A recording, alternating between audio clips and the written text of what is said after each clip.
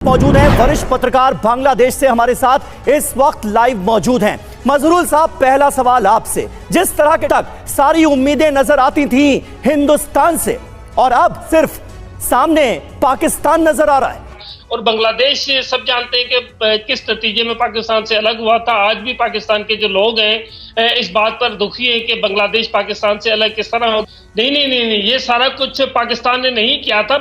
हिंदुस्तानी media के ऊपर ये बात की जा रही है कि बांग्लादेश पाकिस्तान के करीब क्यों आ रहा है। अब तो वीडियो देखते हैं, उसके बाद बात करते हैं, वीडियो की तरफ बढ़ते हैं। वीडियो की तरफ बढ़ने से पहले आप दोस्तों से गुजारिश है, अगर आप चैनल पे नए हैं तो चैनल को सब्सक्राइब करें, साथ बने बेल आइकॉन को भी दबाएं ताकि आपको वीडियो का नोटिफिकेशन सबसे पहले मिलता रहे। चलें वीडियो शुरू करते हैं जी। 1 2 3 गो। मौजूद हैं वरिष्ठ पत्रकार बांग्लादेश से हमारे साथ इस वक्त लाइव मौजूद हैं। मजरूल साहब, पहला सवाल आपसे, जिस तरह के तक सारी उम्मीदें नजर आती थी हिंदुस्तान से और अब सिर्फ सामने पाकिस्तान नजर आ रहा है और बांग्लादेश सब जानते हैं कि किस नतीजे में पाकिस्तान से अलग हुआ था। आज भी पाकिस्तान के जो लोग हैं इस बात पर दुखी हैं कि बांग्लादेश पाकिस्तान से अलग किस तरह हो गई। तो इसमें जो सलूक रहा उसे आप जिम्मेदार नहीं मानते, जो कत्लेआम हुआ, जो रेप्स हुए, जो बिल्कुल जिम्मेदार नहीं था। मतलब पूरी तरह से इतिहास को भुला दिया जाए। नहीं, ये सारा कुछ पाकिस्तान ने नहीं किया था, बल्कि पावरफुल कुव्वतें थी, उन्होंने बांग्लादेश पाकिस्तान से अलग हो गया, बांग्लादेश और पाकिस्तान दो टुकड़े हो गए। और उसमें आपने खुद ही अभी माना कि भारत की मदद से बांग्लादेश आजाद हुआ था। मोहम्मद अली जिन्ना की सोच तो ये थी कि जो उर्दू विरोधी है वो राष्ट्र विरोधी है। वो मोहम्मद अली जिन्ना की सोच नहीं थी कि जो दोनों नेशंस को आपस में लड़ाया, जिन्होंने पाकिस्तान से आजाद होकर एक नया मुल्क बना बांग्लादेश एक बार फिर जिन्ना लैंड बनने की राह पर आगे बढ़ रहा है। और पिछले करीब 1.5 महीने से बांग्लादेश में जो हालात बने हुए हैं उसको लेकर यही कहा जा रहा है कि जिहादिस्तान बन गया है बांग्लादेश। क्यों? जिस पाकिस्तान ने बांग्लादेश की आजादी की जंग में अब उसी कातिल पाकिस्तान के कायदे आजम को बांग्लादेश में राष्ट्रपिता बनाने की वक़्त, जिसने बांग्लादेशी आवाम का कत्लेआम किया वो अपना हो गया, और जिस भारत ने 1971 में बांग्लादेश को पाकिस्तान के जुल्म और सितम से आजाद कराया वो पराया हो गया। ये कहा जा रहा है कि बांग्लादेश पाकिस्तान बनने की राह पर आगे बढ़ रहा है। क्या नया बांग्लादेश अपना वो इतिहास ही भूल गया? क्या बांग्लादेश पाकिस्तान के चंगुल में फंसने से बच पाएगा? नजरुल इस्लाम खान साहब हमारे साथ मौजूद हैं, वरिष्ठ पत्रकार बांग्लादेश से हमारे साथ इस वक्त लाइव मौजूद हैं। मजरूल साहब, पहला सवाल आपसे, जिस तरह के डेवलपमेंट सामने आ रहे हैं बांग्लादेश से वो अपने आप में चिंताजनक तो हैं ही, हैरान करने वाले भी हैं। क्या ये माना जाए कि जब तक लिबरल विचारों का बांग्लादेश में शेख हसीना की सरकार में बोलबाला था तब तक सारी उम्मीदें नजर आती थी हिंदुस्तान से, और अब क्योंकि कट्टरपंथ की जड़ें मजबूत हो रही हैं बांग्लादेश में तो सिर्फ और सिर्फ सामने पाकिस्तान नजर आ रहा है। बहुत शुक्रिया समीर। देखें, पाकिस्तान और बांग्लादेश असल में तो एक ही थे, लेकिन दरमियान में हुआ ये कि जब पाकिस्तान की जो पावरफुल कुव्वतें थी उन्होंने जब उस चीज़ का एहतराम नहीं किया, उसके नतीजे में ये हुआ कि बांग्लादेश पाकिस्तान से अलग हो गया, बांग्लादेश और पाकिस्तान दो टुकड़े हो गए। और उसमें आपने खुद ही अभी माना कि भारत की मदद से बांग्लादेश आज़ाद हुआ था। तो देखिए, वहाँ पे दो एलिमेंट्स हमेशा से रहे हैं। वहाँ पर बांग्लादेश में जमात इस्लामी जो इस वक्त भी पाकिस्तान में भी है और बांग्लादेश में भी है, वो बहुत पावरफुल रही है। लेकिन उसके तो देखें, जिस जमाने में भी जब भी आप लोगों की राय का एहतराम नहीं करेंगे उसके नतीजे में हालात इसी तरह से पैदा होंगे। ज़मीर अली साहब, मौजूद सवाल ये है, ज़मीर अली साहब, मौजूद सवाल ये है कि अभी आपने सुना होगा किस तरह से बांग्लादेश में मोहम्मद अली जिन्ना को फादर ऑफ द नेशन घोषित करने की डिमांड की जा रही है। ये कैसे मुमकिन हो रहा है? इसके पीछे कौन सी ताकतें हैं? क्योंकि मोहम्मद अली जिन्ना की सोच तो ये थी कि जो उर्दू विरोधी है वो राष्ट्र विरोधी है, वो देश विरोधी है। तमाम बांग्ला भाषियों के साथ किस तरह का सलूक किया गया ये हम सब जानते हैं। उसके बावजूद भी ऐसी कौन सी ताकतें हैं जो ये चाहती हैं?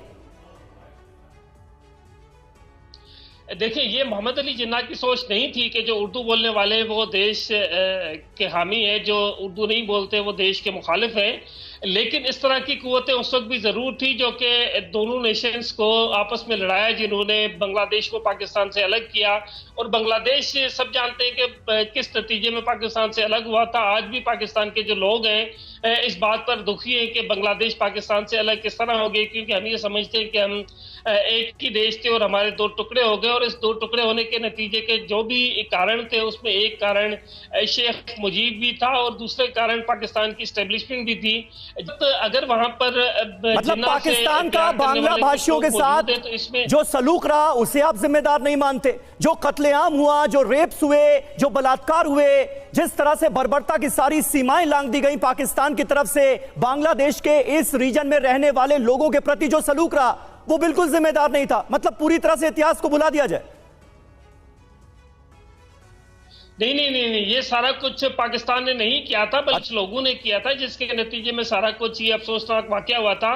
देखिए, पाकिस्तान के अवाम आज भी बांग्लादेश के लोगों से प्यार करते हैं और इस बात पे दुखी होते हैं कि पाकिस्तान और बांग्लादेश के जो दो टुकड़े हुए थे वो आज भी उसको पाकिस्तान में बहुत ही दुख की नजर से देखा जाता है। लेकिन आप मानते हैं कि ये बांग्लादेश के लिए जायज है, वो बांग्लादेश जो कभी पाकिस्तान के खिलाफ खड़ा हुआ, लड़ा? पाकिस्तान से आजाद होकर एक नया मुल्क बना बांग्लादेश एक बार फिर जिन्ना लैंड बनने की राह पर आगे बढ़ रहा है। बांग्लादेश में पाकिस्तान के संस्थापक मोहम्मद अली जिन्ना की बरसी मनाई गई। बांग्लादेश के इतिहास में ऐसा पहली बार हो रहा है जब बांग्लादेश बनने के बाद जिन्ना की बरसी मनाई गई। इतना ही नहीं, जिन्ना की बरसी पर उर्दू में कविताएं पढ़ी गई, मुशायरे हुए। जरा सोचिए बांग्लादेश किन परिस्थितियों में बना और आज वहां क्या हो रहा है। बांग्लादेश में धीरे धीरे कट्टरपंथी ताकतों का दबदबा बढ़ रहा है। इन सारी कट्टरपंथी ताकतों को पाकिस्तान से फंडिंग मिल रही है। नतीजा यह है कि अब बांग्लादेश में जिन्ना को राष्ट्रपिता बनाने की मांग उठने लगी है। यानी जिस देश के लोगों ने बांग्लादेश पर अत्याचार किया, उस देश के संस्थापक को बांग्लादेश का राष्ट्रपिता बनाया जाएगा। 1952 में इसी बांग्लादेश ने बांग्ला भाषा के लिए एक बड़ा भारी आंदोलन किया था, जिसमें बहुत बलिदान भी दिए गए थे। हालात ये है कि अब बांग्लादेश में सब कुछ उल्टा हो रहा है। ऐसे में देखने वाली बात यह है कि क्या बांग्लादेश पाकिस्तान के चंगुल में फंसने से बच पाएगा। और पिछले करीब 1.5 महीने से बांग्लादेश में जो हालात बने हुए हैं उसको लेकर यही कहा जा रहा है कि जिहादिस्तान बन गया है बांग्लादेश। क्यों कहा जा रहा है ये भी आपको बता देते हैं। कट्टरपंथियों के निशाने पर वहां लड़कियां हैं और सामान्य कपड़े पहनने पर लड़कियों पर हमले किए जा रहे हैं, उनसे जबरदस्ती की जा रही है, ये बताया जा रहा है। हिजाब और बुर्का पहनने की चेतावनी दी जा रही है, जबरदस्ती लड़कियों को परेशान किया जा रहा है, पूरी तरीके से उसे इस्लामिक कंट्री बनाने की कोशिश की जा रही है। और इसीलिए सवाल अब यही उठ रहा है बांग्लादेश में जो परिस्थितियां इस वक्त बनी हुई हैं कि क्या बांग्लादेश जिहादिस्तान बनता जा रहा है या बनने की राह पर है। सवाल यह है कि शेख हसीना सरकार के तख्ता पलट के बाद बांग्लादेश में कट्टरपंथियों की कठपुतली यूनुस सरकार वहां हिंदुओं को टारगेट कर रही है। पाकिस्तान बनने की कगार पर है। आलम यह है कि जिस मोहम्मद अली जिन्ना ने पूर्वी पाकिस्तानी पर बांग्ला की जगह जबरन उर्दू भाषा थोपी, जिस पाकिस्तान ने बांग्लादेश की आजादी की जंग में 30 लाख लोगों का कत्ल कर दिया, अब उसी कातिल पाकिस्तान के कायदे आजम को बांग्लादेश में राष्ट्रपिता बनाने की वकालत हो रही है। राष्ट्रपिता मोहम्मद अली जिन्ना को शेख मुजीबुर रहमान वाला ओहदा देने की मांग हो रही है। जिसने बांग्लादेशी आवाम का कत्लेआम किया वो अपना हो गया, और जिस भारत ने 1971 में बांग्लादेश को पाकिस्तान के जुल्म और सितम से आजाद कराया वो पराया हो गया। 53 साल के बांग्लादेश में जो अब तक नहीं हुआ वो अब हो रहा है। पहली बार इसी 11 सितंबर को ढाका के नेशनल प्रेस क्लब में जिन्ना की बरसी मनाई गई। जिन्ना ने पूर्वी पाकिस्तान और अब के बांग्लादेश में बांग्ला की जगह जबरन उर्दू जुबान थोपी। उन्हीं की तारीफ में तराने गाए गए, उर्दू में शेरो शायरी पढ़ी गई। तारीफ में ये कसीदे ढाका के नेशनल प्रेस क्लब में पढ़े गए। जिन्ना की 76वीं बरसी पर एक प्रोग्राम रखा गया था और इस कार्यक्रम में जो कुछ हुआ उसकी डिटेल जानना आपके लिए भी जरूरी है। इसी के बाद यह कहा जा रहा है कि बांग्लादेश पाकिस्तान बनने की राह पर आगे बढ़ रहा है। ढाका में जिन्ना की बरसी पर बाकायदा एक कार्यक्रम आयोजित किया गया। 53 साल में पहली बार जिन्ना की तारीफ बांग्लादेश की सरजमीन से होती नजर आई। यह बहुत बड़ा बदलाव है। जिन्ना को राष्ट्रपिता तक घोषित करने की मांग कहां की जा रही है? बांग्लादेश में। बिल्कुल, ये सारी खबरें अपने आप में हैरान करने वाली हैं कि आखिर बांग्लादेश कितनी तेजी से अपने आप को बदल रहा है। पाकिस्तान तो जी व्यूवर, ये थी वीडियो और आपने देखा कि कैसे भारतीय मीडिया बौखलाया हुआ है, कैसे बहकी बहकी बातें कर रहा है, कैसे प्रोपोगेंडा कर रहा है पाकिस्तान को लेकर, बांग्लादेश को लेकर। और एक ही बात की जा रही है कि पाकिस्तान बांग्लादेश के करीब क्यों आ रहा है, पाकिस्तान बांग्लादेश के नज़दीक क्यों आ रहा है। और आज भी देखें तो भारतीय किस तरह तड़प रहे हैं पाकिस्तान और बांग्लादेश के करीब आने पर। ऐसे ही हालात 1971 से पहले थे, ऐसा ही खौफ 1971 से पहले था, ऐसा ही डर हिंदुस्तान को 1971 से पहले था पाकिस्तान और बांग्लादेश से। और आज 50 सालों बाद पाकिस्तान और बांग्लादेश करीब क्या आए कि भारतीय मीडिया के ऊपर एक दफा फिर प्रोपेगेंडा हो रहा है कि पाकिस्तान बांग्लादेश इतना करीब क्यों आ रहे हैं। और एक दफा फिर प्रोपेगेंडा के जरिए पाकिस्तान और बांग्लादेश को दूर करने की कोशिश की जा रही है। मैं सलाम पेश करता हूं बांग्लादेश के सहाफ़ियों को, बांग्लादेश के लोगों को कि वो इस प्रोपेगेंडा को भी समझ रहे हैं, इस साजिश को भी समझ रहे हैं और पाकिस्तान के साथ ताल्लुकात को बेहतर बना रहे हैं।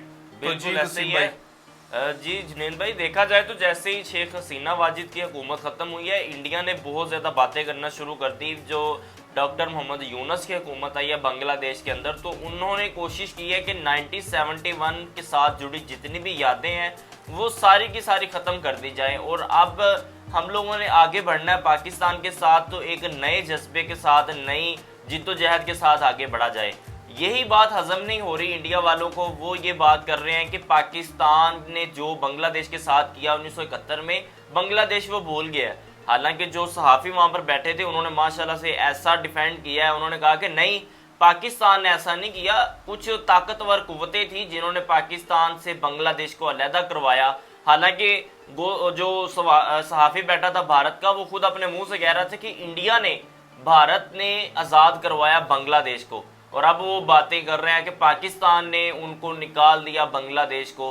तो अब वो बुखलाया हुआ, बिल्कुल मीडिया इस तरह से बुखलाया है कि उनको पता है कि आने वाले वक्त के अंदर ये दोनों अगर इकट्ठे हो गए तो हमें आंखें दिखा सकते हैं, हमें पीट के, हमें मार के भगा सकते हैं, हमारी 7 सिस्टर स्टेट को बांग्लादेश हासिल कर सकता है, इधर से पाकिस्तान कब्जा कर सकता है। वसीम भाई, हमारे ईमान का हिस्सा है कि हम लोगों को अगर कोई गलत हो ना तो उसको माफ कर देना चाहिए और अल्लाह ताला भी उसको माफ कर देता है जी। बांग्लादेशी भी मुसलमान है, पाकिस्तानी भी मुसलमान है, दोनों भाई हैं। 1971 को इतना मीडिया फाल नहीं था, हम लोगों को पता ही नहीं था बांग्लादेश में क्या हो रहा है। कुछ चंद लोगों की हुक्मरानी की वजह से ये सारा खित्ता मुतासर हुआ, ये हमसे अलहदा हुआ। लेकिन हमारे दिल जुड़े हुए हैं एक दूसरे से, हम एक दूसरे को भाई समझते हैं। आज भी पाकिस्तानी ये कहते हुए नजर आएंगे कि बांग्लादेश के साथ बहुत ज्यादती हुई, बांग्लादेश के साथ बहुत जुल्म हुआ। और आज पाकिस्तानी इस बात का इतराफ़ करते हैं कि बांग्लादेशी हमारे भाई हैं और ये हमसे गलती हुई है कि हम लोगों ने अपने भाइयों को हमसे अलहदा किया।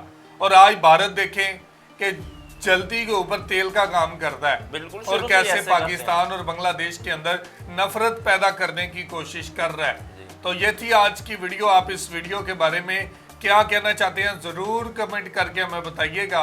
बहुत शुक्रिया।